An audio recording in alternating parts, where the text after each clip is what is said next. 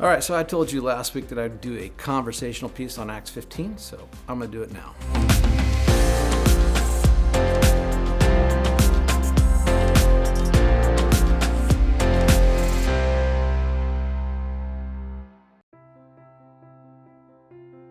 I used a lot of scripture last week, and I'm proud of that. I am proud in the sense that that's the way that we actually need to have the conversation. We need to be able to look at the scriptures. My ideas about things count for nothing. What does Yahweh say? What does the Bible say?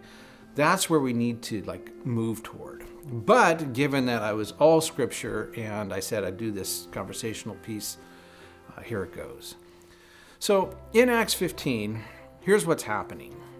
You had Paul coming back from his first missionary journey, and as he is out, he is proclaiming Yeshua is Lord, and as he does that, people are coming to know the Lord in a Gentile area. They didn't grow up with the Torah. They didn't know anything about the Torah. They didn't know about Sabbath. They didn't know about the Ten Commandments. They didn't know about nothing. And so there's also these Judaizers that are kind of confusing folks in a sense, saying that you need to become legally Jewish, and so you need to be circumcised. And so we always think that text is about the law. Well, it's a specific kind of law in that text, and the law is becoming legally Jewish. Here's what I've realized a lot of Christians don't know, that there's a difference between law Bible and law rabbinic. And until the Bible was canonized, which is kind of another discussion in itself. It's like, I don't really agree with a lot of what the Catholic Church says, and yet I respect what some of the early Catholic Church fathers did with regard to canonization of the Bible, but another topic. In Acts 15, that's the question. The question is, do these believers need to become legally Jewish?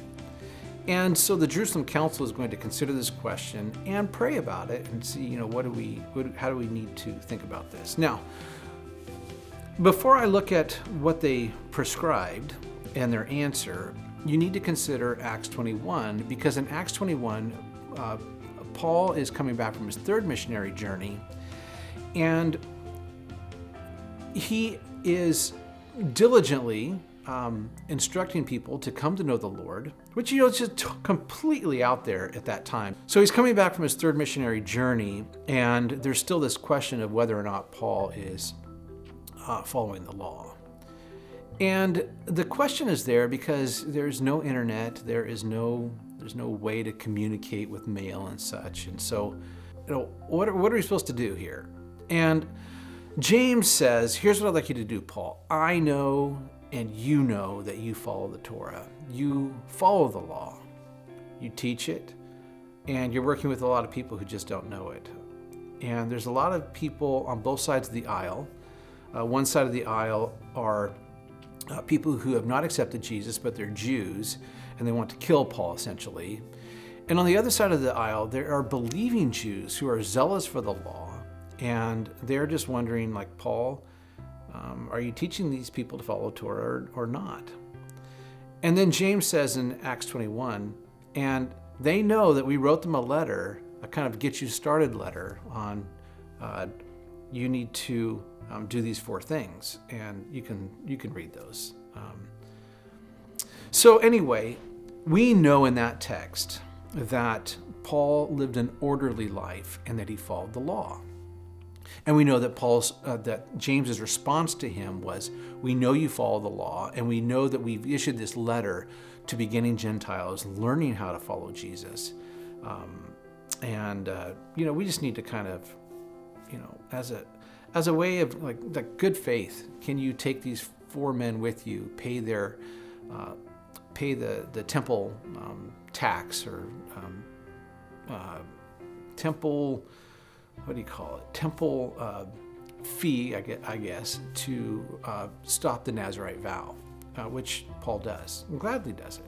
Paul's has had a Nazirite vow for a long time, and he's coming to Jerusalem in Acts 21 to fulfill or stop the vow, and that's part of what he does. You can look in Numbers 6 about the Nazirite vow. So anyway, if you go back to Acts 15, what's happening there is that the Jerusalem Council realizes that we are saved by grace through faith, not of our works. But Moses has been preached in all the cities everywhere. So what they're basically saying is, we know it's by faith. We know that you didn't grow up with the Torah like our kids did. And it's going to take a while for you to learn that. And we want to give you space and time to learn that. So it's not like take forever to learn it, but here's the places where you would start. Now, it's conjecture, but why those 4 laws that they issue in the letter? Those 4 laws are issued based on everything that I've read, is that Greek temples were everywhere, and people were given to certain forms of fornication and sacrifices that were associated with those pagan temples. And these are some of the baby step, basic things to get out of that life. And so they said you would do well to do these 4 things. And because we know that Moses, or the Torah, is taught in all the synagogues, and all the God-fearers, meaning Gentile and Gentile believers, as they're coming to know the Lord, are going to these synagogues, and they would be taught the rest. And so that is the emphasis of Acts 15. It is not to say that the law is done away with. It all had to do with a particular issue. And the issue was, did you have to become legally Jewish or circumcised in order to accept Jesus and begin following him? And the Jerusalem Council said, no, that is not right. And everyone knew it. They just didn't know how to handle the issue. That's how they handled the issue. And so if you continue on in Acts, the Apostle Paul continued with that message. Come to know Jesus by faith through grace. But just know this, Ephesians chapter 2, verse 10.